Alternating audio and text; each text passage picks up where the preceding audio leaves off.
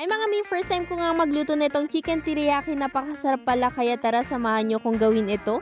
Gawa muna tayo ng pinaka-sauce niya mga mi, kaya naman heto, naglagay na ako dyan ng soy, asukal, suka at sili mga mi. Depende na rin po pala sa inyo kung meron kayong sili flakes. Pagkatapos naman, hinalo-halo ko lang ito ng bahagya, tsaka nga po ako dito naglagay ng bawang. Parang isang bawang lang yan mga mi, at hiniwa ko nga lang po ng manibis. Tapos naman itong ating onion leaves. So ito na nga pala mga mi ang gagamitin natin, manok po yan. Tapos naglagay lang ako ng cornstarch. Haluhaluin nga lang po pala natin ito mga mi, bago nga po natin ito timplahan ng ninong bawang, paminta at asin nga po. By the way mga mi, I'm Nessa Muñoz for sharing my daily vlogs. Kung hindi ka pa nga po nakafollow ay maaari mo nga po kong i-follow. Woo! At i-comment po na rin kung tagasan ka nang sa ganun may shoutout ko nga po sa next vlog natin. Woo! Yun naman, nung nahalo na natin yan mga mi, pwede na tayo magprito dito. Kaya naman naggamit lang ako dyan ng gamit na mantika sa mainit na kawali mga mi, at inilagay ko na nga isa-isa itong ating mga manok. Kailangan pala sa chicken teriyaki mga mi, or yung manok na gagamitin natin is wala nga pong buto. Buti na lang talaga mga mi, yung manok na nabili ni Mario is yung pakpak na meron pang kasamang konting mga laman-laman mga mi, kaya heto nga't meron nga po akong nagawang chicken teriyaki ngayon. Na golden brown na nga pala ito mga mi, ilagay na nga po natin yung sauce na ginawa natin kanina.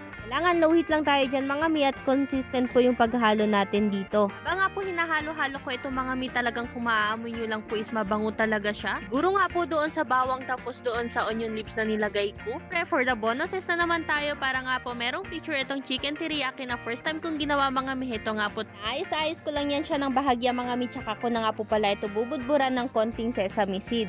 Ganda ito mga mi, pang pa-attract pati na rin po itong onion leaves. Mga mi, yun lang po for today's video. Salamat sa panunood.